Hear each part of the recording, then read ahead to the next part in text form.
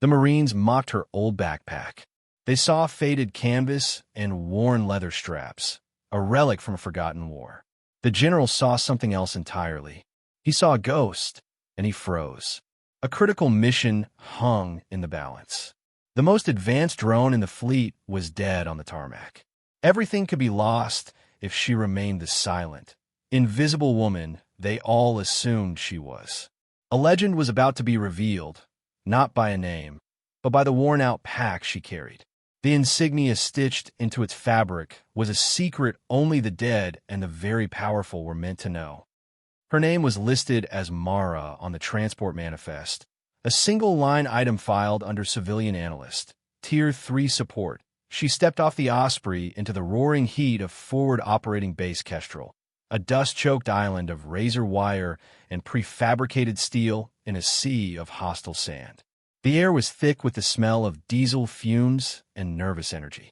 A group of young Marines, lean and hard in their digital camouflage, watched her approach.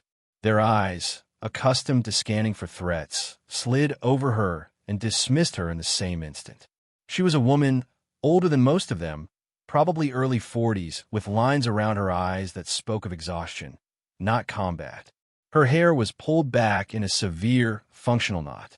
She wore simple cargo pants and a plain gray shirt, clothes that made her fade into the metallic background of the base. It was her backpack that drew their open scorn. In a world of modular, lightweight, laser-cut mall systems, her pack was an anachronism.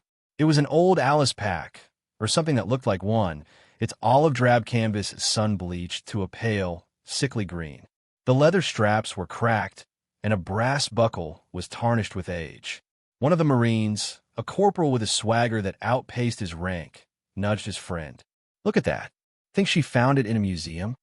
A low chuckle rippled through the group. "Grandma's hiking gear," another muttered.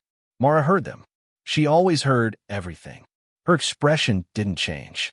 She adjusted the worn strap on her shoulder, the familiar way to comfort, and continued walking toward the command center, her boots making no sound on the gravel. She was a ghost before they even knew to look for one. Her official check-in was with the base commander, Colonel Riggs. His office was an air-conditioned box, a small reprieve from the oppressive heat, but filled with a different kind of pressure. Riggs was a man carved from regulation. His uniform was immaculate, his desk organized with geometric precision. He glanced at her orders, then at her, his gaze lingering with thinly veiled skepticism. "Mara, analyst," he said, the word tasting like an inconvenience. "Frankly, ma'am, your deployment here was a surprise. We have a robust intelligence section.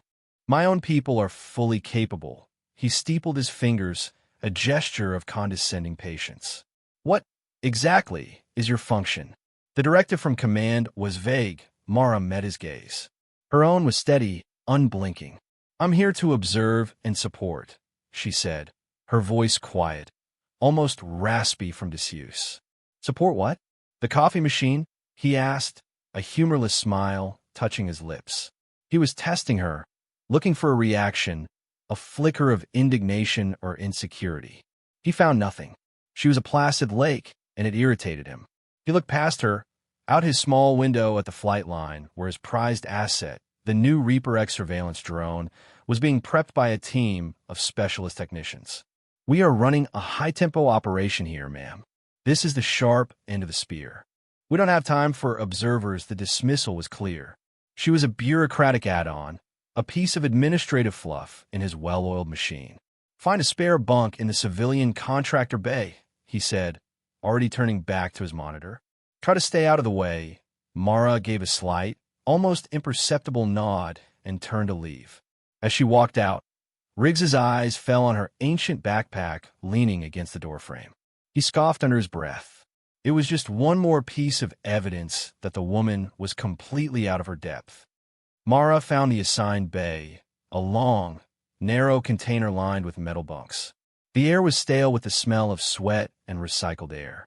She chose an empty bunk at the far end, placing her pack carefully on the thin mattress. The other contractors, a mix of mechanics and IT specialists, paid her little mind. She was just another shadow. For the next 2 days, that's precisely what she became. She moved through the base with an unnerving quietness, a wraith in plain sight. She observed the base's rhythms, the shift changes, the patrol schedules, the flow of information in and out of the command center.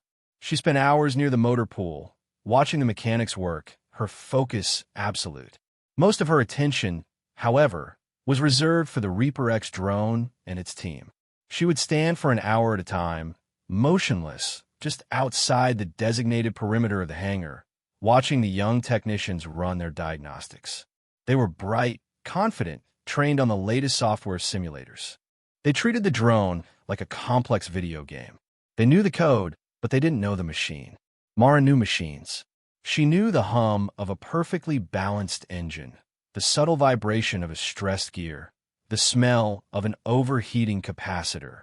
She saw them miss things, a fractional delay in the aileron response, a microfluctuation in the power core's energy signature. They were deaf to the drone's whispers. Back in her bunk, under the dim light of a single bulb, she'd run a hand over her old backpack. Tucked away under a flap, stitched with faded black thread that was now almost the same color as the canvas, was a small, stylized emblem. It was a ghost with the wings of a hawk, its shape almost lost to wear and time. It was a symbol of a unit that officially never existed, a whisper on the lips of old spies and Special Forces legends. She would trace its outline with her finger, her one connection to a life she had been forced to leave behind, a life when she wasn't an observer, but the tip of the spear itself. The pressure began to build on the third day. A high-value target, a notorious insurgent leader codenamed Scythe, broke cover. Intelligence placed him in a fortified compound just 30 miles away, but he was preparing to move. The window of opportunity was razor-thin, maybe an hour at most. The entire operation hinged on the Reaper X. It was the only asset that could provide the continuous, high-fidelity surveillance needed to guide a precision strike. Colonel Riggs was in the command center, his voice tight with tension as he barked orders into his headset. "Get that bird in the air now. I want eyes on that compound 5 minutes ago." On the tarmac, the drone's engines whined, but it wouldn't taxi.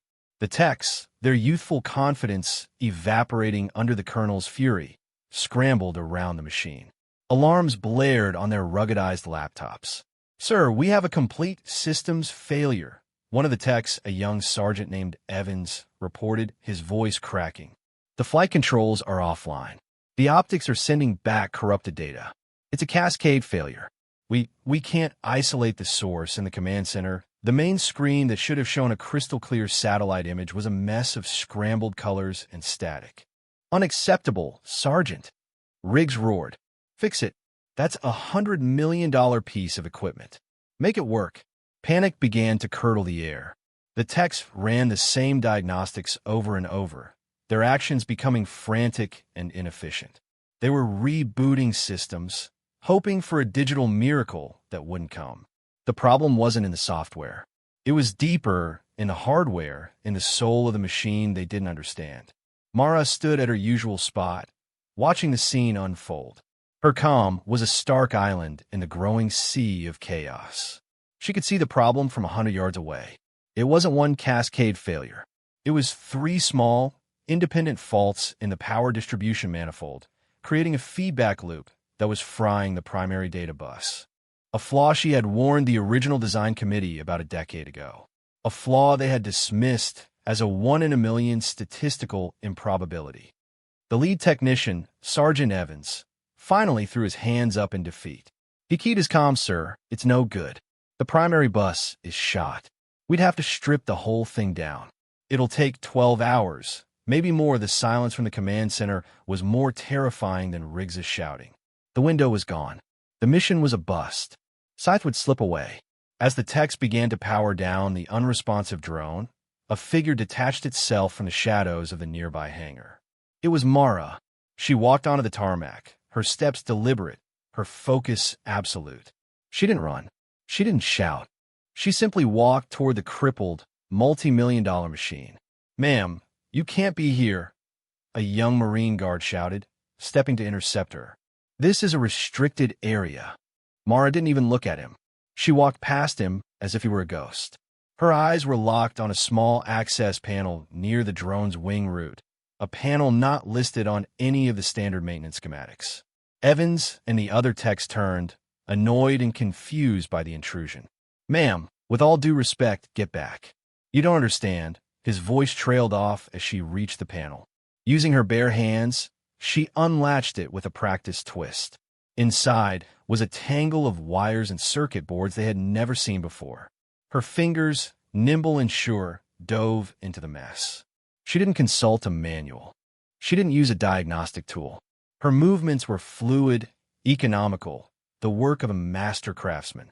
She rerouted a small fiber optic cable, bypassed a blackened capacitor with a shunt she seemed to produce from nowhere, and then adjusted a tiny copper dial by a fraction of a millimeter. It took her less than 20 seconds.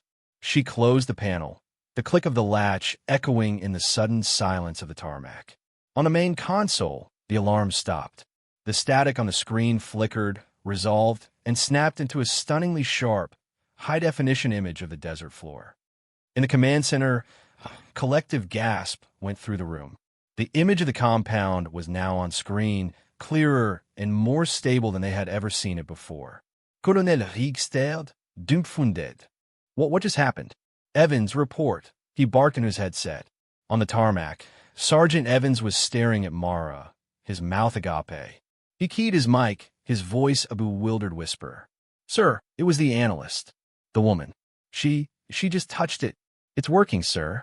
It's working perfectly." The other techs were frozen, looking back and forth between their now perfectly functioning consoles and the quiet woman who was already walking away, back towards the shadows she had emerged from. The mockery from a few days ago was a distant, shameful memory. Now there were only questions.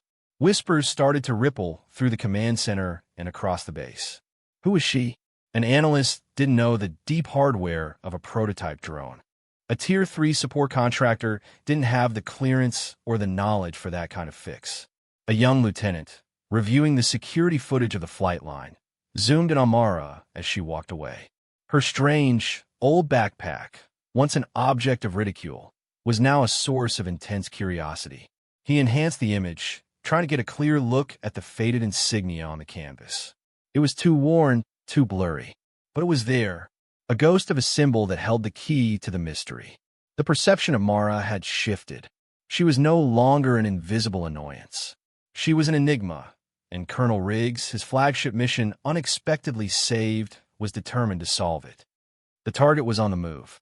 Side's convoy of 3 technicals was kicking up a plume of dust as it sped away from the compound, heading for the jagged hills where it could disappear forever. The mission had been saved, but the second phase was now more critical and time-sensitive than ever. The regular drone pilot, a young officer shaken by the near-catastrophic failure and the immense pressure, was struggling. His hands were slick with sweat on the controls. His flight path was jerky, reactive. He was having trouble keeping the drone's laser designator painted perfectly on the lead vehicle. "I can't get a steady lock," he said, his voice strained.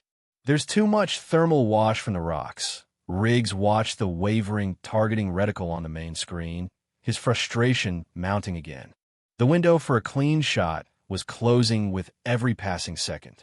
His gaze swept the command center, looking for a solution, for anyone who could salvage the situation.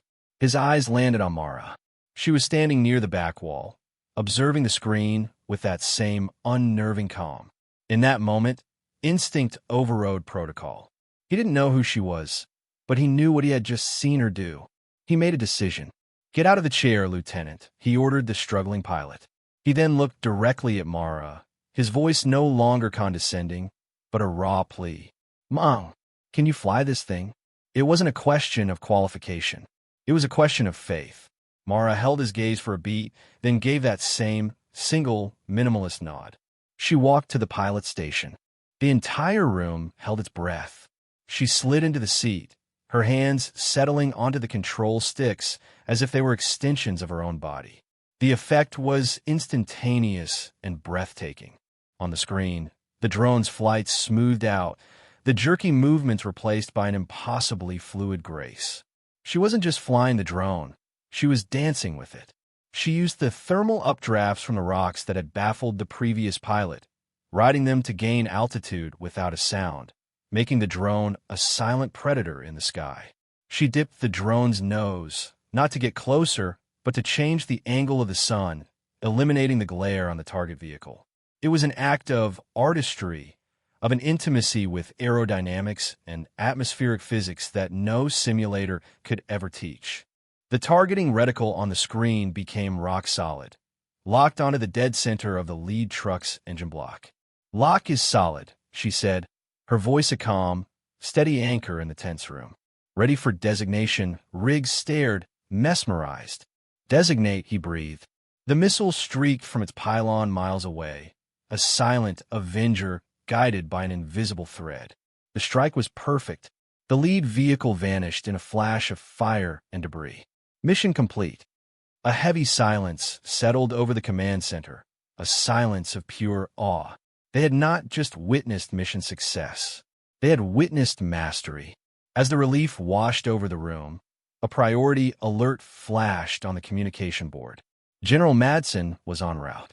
A four-star general, the supreme commander of the entire theater of operations, was diverting his Black Hawk to their small FOB. The news sent a fresh jolt of anxiety through Riggs. Generals didn't make personal visits to congratulate a colonel on a standard HVT strike. He was coming for another reason. He was coming for her. An hour later, the thumping rotors of the Black Hawk beat the air into submission as it landed. General Madsen emerged, a tall, imposing figure whose presence commanded immediate respect. He strode directly into the command center, his face a granite mask of purpose. His eyes swept the room, skipping over the saluting Colonel Riggs, searching. He saw her. Mara was by her bunk, in the process of rolling up a sleeping bag, her back to the room. Her old, battered backpack was sitting on the floor beside her. Madsen stopped. He went completely still. The confident stride, the air of command, all of it vanished. He just froze, his eyes locked on the backpack. The entire room, caught in the gravity of his stillness, fell silent. Riggs looked from his superior officer to the unassuming analyst, his mind reeling. The general took a slow step forward, then another. His eyes were fixed on the faded, almost invisible insignia on the canvas. He was close enough to see it now. The ghost with the wings of a hawk. A muscle twitched in his jaw. He looked up from the pack to the woman, who had now turned to face him. "Wraith," the general said, his voice low, filled with a reverence that bordered on disbelief. "God in heaven, I thought you were a ghost story." The call sign hung in the air, electric and heavy. Colonel Riggs's blood ran cold. Wraith. It wasn't a name. It was a legend. The commander of Task Force Ghost, a Black Ops unit so secret that most of the intelligence community believed it was a myth, a boogeyman created to frighten enemies. They were the pioneers of the kind of remote warfare the Reaper X was built for. They didn't just use the technology, they had bled for it, developed it in the field under live fire.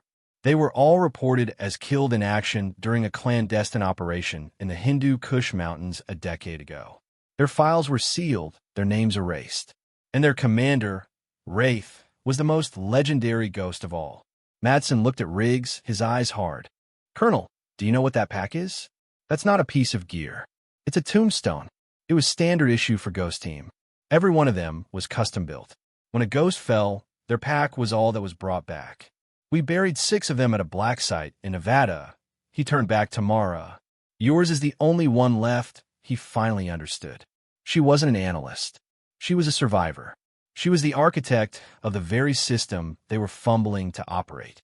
The revelation settled over the room, suffocating every bit of air and ego. The young Marines who had mocked her, the techs who had dismissed her, the colonel who had condescended to her, they all stood in stunned, horrified silence. They hadn't been in the presence of an obsolete contractor. They had been in the presence of living history, of a warrior who had operated on a level they couldn't even comprehend. General Madsen, a 4-star commander of armies, slowly raised his hand.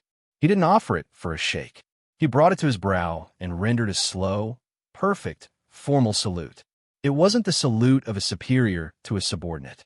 It was the salute of a soldier to a legend. For a long moment, the only sound was the hum of the command center's electronics.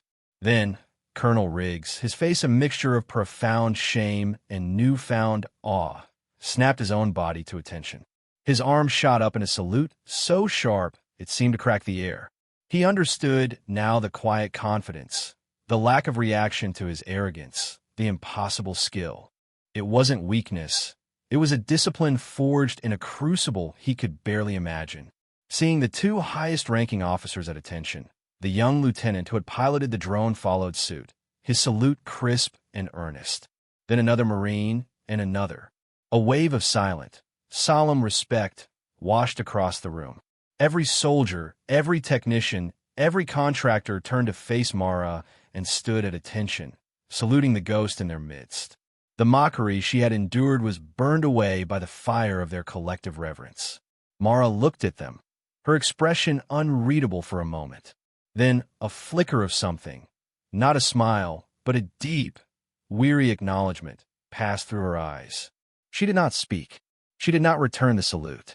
She simply gave a single, slow, deliberate nod. It was enough. She bent down, picked up her old backpack, and slung it over her shoulder. The worn straps settled into their familiar place.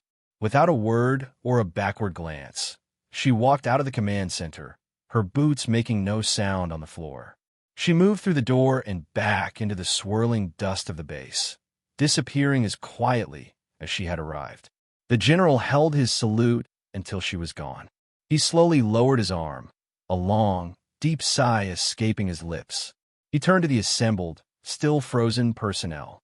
"Let this be a lesson to all of you," he said, his voice a low growl.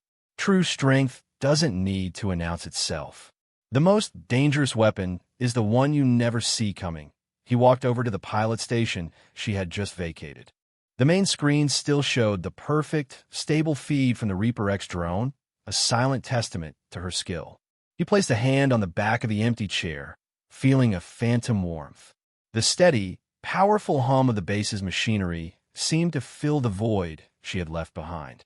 For the rest of their deployments, the Marines at FOB Kestrel would look at old gear differently. They would treat quiet professionals with a new kind of respect.